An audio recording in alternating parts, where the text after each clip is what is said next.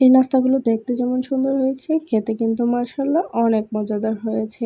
আপনারা একবার হলেও এই রেসিপিটা ট্রাই করতে পারেন, আশা করি ভালো লাগবে।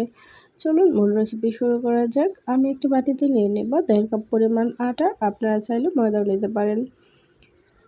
দিয়ে দেব হাফ টেবিল চামচ পরিমাণ লবণ এবং 1/4 চা চামচ পরিমাণ কালো জিরা। এখানে কালো জিরা দিলে ফ্লেভারটা অনেক বেশি ভালো আসে, তাই দেওয়ার চেষ্টা করবেন। যারা খেতে পারেন না বাদ দিতে পারেন। 1 টেবিল চামচ পরিমাণ রান্নার তেল।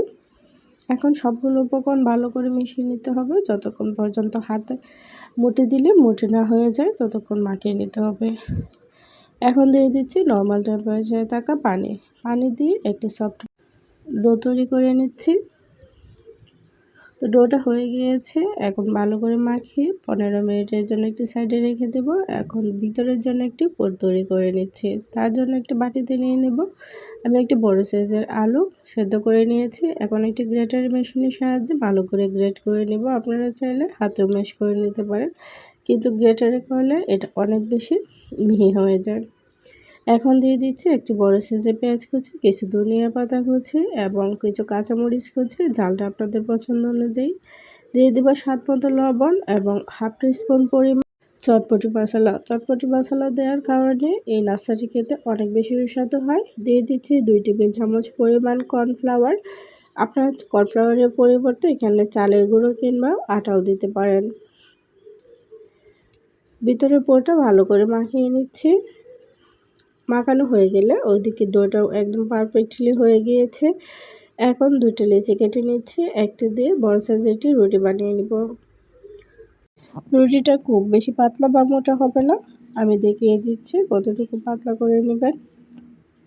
তো একটু বড় সাইজের রুটি বানানো হয়ে গিয়েছে। দেখুন রুটি পুরুত্বটা কতটুকু আছে, এতটুকুই করলে হবে। এখন এক পাশে পুর দিয়ে দিচ্ছি। এখনও যারা একটি লাইক দেননি প্লিজ একটি লাইক দিয়ে দিন এবং পেজটা ফলো দিয়ে সাথেই থাকুন। তো পুর লাগানো হয়ে গিয়েছে, এখন এক পাশ থেকে একটু রোলের মতো করে বানিয়ে নেব। আপনাদের যদি পানির প্রয়োজন হয় সিল করার জন্য পানিও লাগিয়ে নিতে পারেন। এখন 2 ভাঁজ করার পর অন্য পাশটা কেটে নেব। এটা বলে বোঝানোর কিছু নেই, আপনারা দেখলে বুঝতে পারবেন আমি কেমন করে করছি। কাজটা অনেক বেশি ইজি আর এটা সবাই করতে পারেন আশা করি। এই নাস্তাগুলো আপনি অনেক দিন পর্যন্ত ফ্রিজে সংরক্ষণ করতে রাখতে পারেন। সবগুলো নাস্তা বানানো হয়ে গিয়েছে। এখন একটি প্যানে পর্যাপ্ত পরিমাণ তেল গরম করে নিচ্ছি। তেলটা গরম হয়ে আসলে সবগুলো নাস্তা ছেড়ে দেব। আমি নাস্তাগুলো কোনো নাম দেইনি, আপনারা কোনো একটা নাম সিলেক্ট করে দিতে পারেন। এক পাশটা যখন হয়ে যাবে অন্য পাশটা উল্টিয়ে নেব। একটু সুন্দর কালার হওয়া পর্যন্ত ভেজে নেব।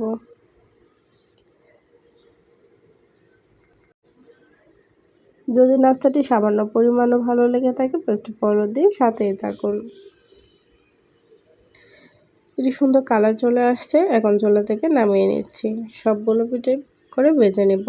তো নাস্তাটা কেমন হয়েছে অবশ্যই কমেন্ট করে জানাবেন এবং ভিডিওটি শেয়ার করতে ভুলবেন না। নতুন আরও একটি ভিডিও দেখার আমন্ত্রণ জানিয়ে আজকের মতো বিদায় নিচ্ছি। আল্লাহ হাফেজ।